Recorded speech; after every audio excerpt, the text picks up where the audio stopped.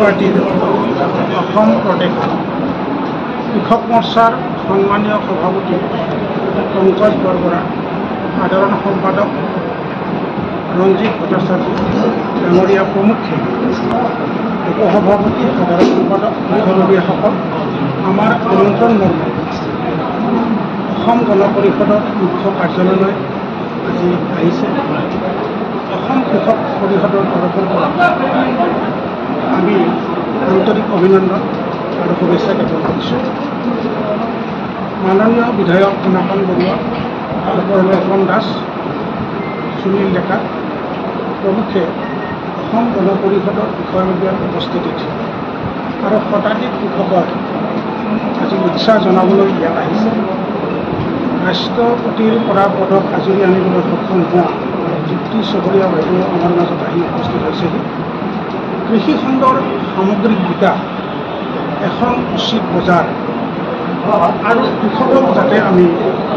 মনোবল হ্ৰাস নোহোৱাকৈ তেখেতসকলৰ উৎপাদন দুগুণ বৃদ্ধি কৰিব পাৰোঁ।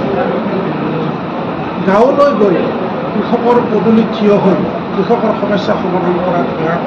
আমি আজি প্ৰয়াস কৰিলোঁ। আমি পৰিষদ আৰু মৰ্চাৰ তৰফৰ পৰা আমি যৌথভাৱে আমি কিছু চিন্তা আমি সংকল্প হিচাপে গ্ৰহণ কৰিলোঁ। আগন্তুক নিৰ্বাচনত যাতে দুয়োটা দলে অধিক শক্তিৰে মিত্ৰজোঁটক সাহস আৰু অনুপ্ৰেৰণা দি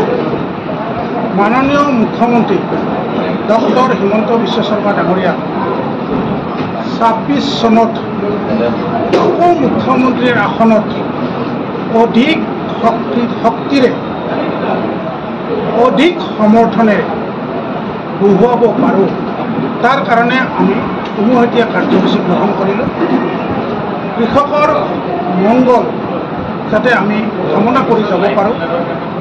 কৃষকসকল হৈছে ভগৱান, কৃষকসকল হৈছে নেদেখাজনৰ সন্তান আৰু এই মৰ্যাদাপূৰ্ণ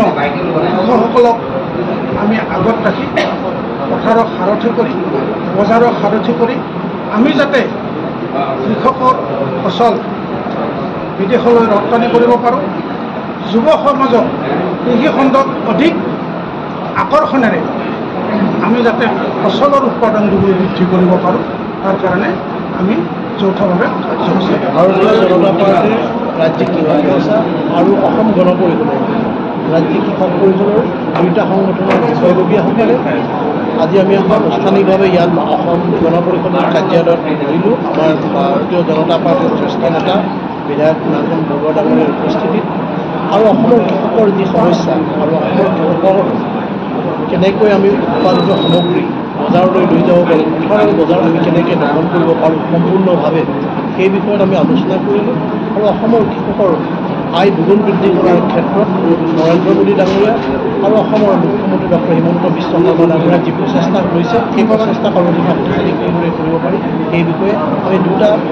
ৰাজনৈতিক দলৰ আমাৰ দুটা সংগঠনে অসম গণ পৰিষদৰ কৃষক পৰিষদ আৰু অসম ভাৰতীয় জনতা পাৰ্টীৰ কৃষক মৰ্চা আলোচনা কৰিছোঁ। আৰু আগন্তুক দিনত দুয়োটা সংগঠনে একেলগে অসমৰ কৃষকসকলৰ সামগ্ৰিক উন্নয়নৰ বাবে কাম কৰাৰ বাবে আজি আমি সংকল্প গ্ৰহণ কৰিলোঁ। আৰু অনাগত দিনত কিদৰে কৃষকসকলক আৰু আগবঢ়াই লৈ যাব পাৰি, এই ক্ষেত্ৰত আমি আজি আলোচনা সম্পন্ন কৰিছোঁ। আৰু তাৰ লগতে ২৬ চনৰ নিৰ্বাচনৰ প্ৰতি দেশৰ স্বাৰ্থত, ৰাইজৰ স্বাৰ্থত ভাৰতীয় জনতা পাৰ্টী আৰু আমাৰ মিত্ৰজোঁটক কেনেকৈ ২৬ চনৰ নিৰ্বাচনত আমি পুনৰবাৰ দিছপুৰত চৰকাৰ গঠন কৰি অসমত ডক্টৰ হিমন্ত বিশ্ব শৰ্মাক কেনেকৈ মুখ্যমন্ত্ৰী পাতিব পাৰি, সেই ক্ষেত্ৰত দলৰ কাৰ্যকৰ্তাসকলক আজিৰ পৰাই কামত আগবাঢ়ি যাবৰ কাৰণে আমি আহ্বান জনালোঁ। কৃষক মৰ্চাৰ লগত জড়িত আমাৰ কাৰ্যকৰ্তাসকলে, দুয়োটা দলৰ কাৰ্যকৰ্তাসকলে নিজ নিজ অঞ্চললৈ গৈ আমাৰ মিত্ৰজোঁটৰ শক্তিশালী কৰাৰ ক্ষেত্ৰত আৰু অনাগত নিৰ্বাচনৰ প্ৰস্তুতিৰ কাৰণে কাম কৰাৰ ক্ষেত্ৰত তেখেতসকলে আজিৰ পৰা প্ৰস্তুতি গ্ৰহণ বৈঠকত আমি কৃষকসকলক কেনেকৈ উৎসাহ দিব পাৰি, তেওঁলোকক কেনেকৈ আৰ্থিকভাৱে সচ্ছল কৰিব পাৰি, তেওঁলোকৰ আয় দুগুণ কেনেকৈ বৃদ্ধি কৰিব পাৰি, তাৰ ওপৰত সবিশেষ আলোচনা কৰা হ'ল। আৰু কৃষকসকলৰ কল্যাণৰ কাৰণে যিখিনি আঁচনি আহে, সেই আঁচনিখিনি সঠিক তেওঁলোকৰ জেগাত গৈছে নাই, তাৰ ওপৰতো আলোচনা কৰা হ'ল। গতিকে আমি এটা পুংখানুপুংখকৈ আলোচনা কৰি আমি কৃষকসকলৰ কল্যাণৰ কাৰণে আমি একেলগে কাম কৰা এটা আমি প্ৰতিশ্ৰুতি লৈছোঁ। যাতে ২৬ৰ নিৰ্বাচন আহি আছে কৃষকৰ কল্যাণ হ'লেহে আমাৰ ভাৰতবৰ্ষৰ ভিতৰত অসমখন এখন শ্ৰেষ্ঠ ৰাজ্য হ'ব মাননীয় মুখ্যমন্ত্ৰী যি সপোন আছে সেই সপোন বাস্তৱিত ৰূপায়িত হ'ব গতিকে আমাৰ 75% কৃষক যদি কৃষকসকল যদি সচ্ছল নহয় তেওঁলোকক যদি আৰ্থিকভাৱে টনকিয়াল নহয় তেতিয়াহ'লে তেখেতলোক পিছ পৰি থাকিলে আমাৰ অসমখন শ্ৰেষ্ঠ হ'ব নোৱাৰিব সেইকাৰণে ইয়াৰ উপৰিও আমাৰ আগতো নিৰ্বাচন আছে ২৬ৰ নিৰ্বাচন এই আমি মিত্ৰ দলৰ আমি দুই ভাতৃ সংগঠনে একেলগে আগবাঢ়ি যাম বুলি আশা দিছোঁ আৰু একেলগে আগবাঢ়ি পেলাই পুনৰবাৰ মাননীয় মুখ্যমন্ত্ৰী আসন সুৰক্ষিত কৰি ৰাখিম আৰু মাননীয় মুখ্যমন্ত্ৰী ভাৰতীয় জনতা পাৰ্টি আৰু আমাৰ NDA চৰকাৰ যে বিভূতিৰ উত্তৰ ব্যৱধানত জিকি আমাৰ যে নাকি চৰকাৰ গঠন কৰিব পাৰে তাৰ কাৰণে আমি দিছিলোঁ আৰু তাৰ মাজতে আমি কৃষকৰ কল্যাণৰ কাৰণে বিশেষ স্বাৰ্থতে এই মিটিংখন দিয়া হৈছে কৃষকৰ কল্যাণৰ কাৰণে আমি বিভিন্ন স্কিম যিখিনি আহিছে এই স্কিমখিনি যাতে সুচাৰুৰূপে পালন কৰিব পাৰোঁ আৰু কৃষকৰ ঘৰে ঘৰে যোৱা গাঁৱে গাঁৱে যোৱা জিলাই জিলাই কৃষক আৰু DO আৰু কাম সেৱকৰ লগত মিলিত কৰা এটা আমি